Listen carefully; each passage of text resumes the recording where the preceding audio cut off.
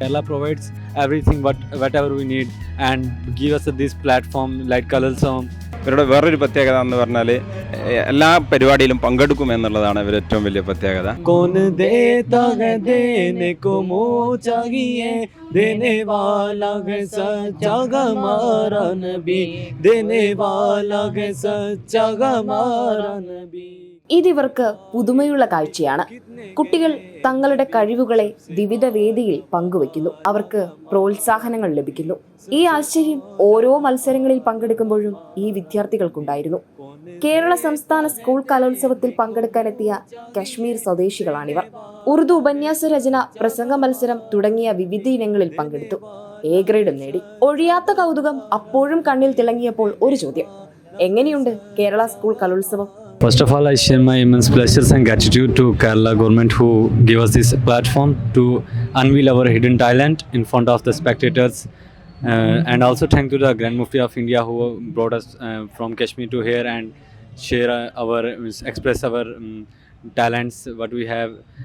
I feel there is no any condition in India like Kerala. കശ്മീരിൽ സ്കൂളിൽ പോകാൻ തന്നെ ആഴ്ചയിൽ 1-2 ദിവസമേ സാധിക്കാറുള്ളൂ. അവിടെ കഴിവുള്ള ഒരുപാട് കുട്ടികളുണ്ട്. പക്ഷേ പ്രകടിപ്പിക്കാൻ വേദികളില്ല, അവസരങ്ങളില്ല. അതുകൊണ്ടാണിവർ കേരള സർക്കാരിന് നന്ദി പറയുന്നത്. ഇങ്ങനെയൊരു അവസരം ഒരുക്കിയതിനും അവർക്ക് കൂടി അവസരം ലഭിച്ചതിനും. In which we express and explore our hidden talent. Most of the students have different type of talent inside them, but they don't know how to explore. In our Kashmir area, there are students have talent, but they don't know how to explore. They don't get platforms any. So that's why they are not come front. In Kerala, we can see that lot of students, brighting students, they know their value, they know their skills, and they different items they express they explore their skill in front of the peoples. And so I feel it's very better for us and better for the upcoming students. But also we can see a lot of items and we can gain more and more from this item. And also different teachers doing their different duties. Everything is nice. I think there is no any platform like Kerala in another region of the India. ഉപന്യാസം, കവിത ഇവയൊക്കെ എങ്ങനെ എഴുതണമെന്ന് പഠിക്കുന്നത് തന്നെ കേരളത്തിലെ സ്കൂളിലെത്തിയപ്പോഴാണെന്നും മികച്ച വിദ്യാഭ്യാസം ലഭിക്കുന്നതിൽ സന്തോഷമെന്നും ഈ വിദ്യാർത്ഥികൾ പറയുന്നു.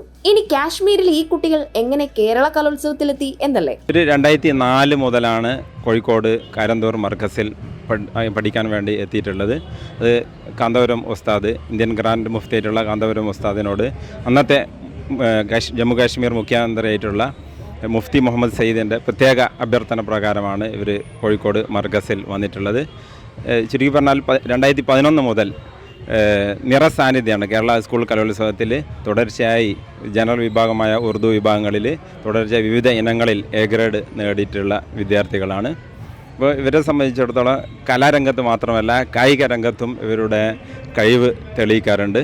ഇവരുടെ വേറൊരു പ്രത്യേകത എന്ന് പറഞ്ഞാൽ ഇവർ എല്ലാ പരിപാടിയിലും പങ്കെടുക്കുമെന്നുള്ളതാണ് ഇവരുടെ ഏറ്റവും വലിയ പ്രത്യേകത. ഇവരെ സംബന്ധിച്ചിടത്തോളം ഇവരുടെ നാട്ടിൽ ഇതുപോലെയുള്ള കലോത്സവം ഇല്ലാത്തതുകൊണ്ട് ഇവർക്ക് ഇവിടെ വന്നതിന് ശേഷമാണ് ഈ കവിതാ രചന, ഉപന്യാസം, അതുപോലെ പ്രസംഗം എന്നൊക്കെ എന്താണെന്ന് മനസ്സിലാവുന്നത് ഇവിടെ വന്നതിന് ശേഷമാണ്. കലോത്സവത്തിന്റെ ഊട്ടുപുരയിൽ നിന്ന് ഈ വിദ്യാർത്ഥികളെ കണ്ടപ്പോൾ KC വിഷ്ണുനാഥും വിശേഷങ്ങൾ ചോദിച്ചറിഞ്ഞു. കലോത്സവത്തിലെ ഭക്ഷണത്തെക്കുറിച്ചും ചെറിയൊരു കുശലം പറച്ചിൽ. ഇതിന്റെ കൗതുകം, ഇവർ മലയാളികളല്ല, പക്ഷേ സംസ്ഥാന ഈ കലോത്സവത്തിൽ ഒരുപാട് ഐറ്റത്തിൽ സമ്മാനം വാങ്ങി വന്നിരിക്കുകയാണ്. അവർ എസ്സേ റൈറ്റിങ്ങിൽ, പിന്നെ കവിതാരചനയിൽ, പിന്നെ കഥാരചനയിൽ, ഉപന്യാസ രചനയിൽ ഒക്കെ. എസ്സേ റൈറ്റിംഗ് ഉപന്യാസ രചനയും ഒന്നാണ്. പിന്നെ പ്രസംഗത്തില് ഇതെല്ലാം ഉറുദു പ്രസംഗ മത്സരം, കവിതാരചന, കഥാരചന, ഉപന്യാസ രചന, ഇതിലെല്ലാം ഇവർ സമ്മാനം വാങ്ങിയിട്ട് വന്നിരിക്കുകയാണ്. ജമ്മു കാശ്മീരിൽ നിന്നുള്ള സുഹൃത്തുക്കളാണ്, കോഴിക്കോട് മർക്കസിൽ പഠിക്കുകയാണ്. അവർക്ക് ഈ കലോത്സവം ഒരു വലിയ അനുഭവമാണ്. അവരുടെ നാട്ടിലൊക്കെ ഇങ്ങനെ ഒരു കലോത്സവം ഈ രൂപത്തിൽ ഉണ്ടാകണം എന്ന് അവർ ആഗ്രഹിക്കുന്നുണ്ട്. തീർച്ചയായും കാശ്മീര് അങ്ങനെ തന്നെ ആകണമെന്നുള്ളതാണ് നമ്മുടെ എല്ലാ ആഗ്രഹം. മനസ്സും വയറും ഒരുപോലെ നിറഞ്ഞു. ഇങ്ങനെയൊരു അനുഭവം സ്വന്തം നാട്ടിലും ഉണ്ടായിരുന്നെങ്കിൽ എന്ന ആശയം പങ്കുവെച്ച് കോഴിക്കോട്ടേക്ക് അവർ വണ്ടി കയറി. വരും കലോത്സവങ്ങളിലുമെത്തും എന്ന വാക്ക് നൽകിക്കൊണ്ട്.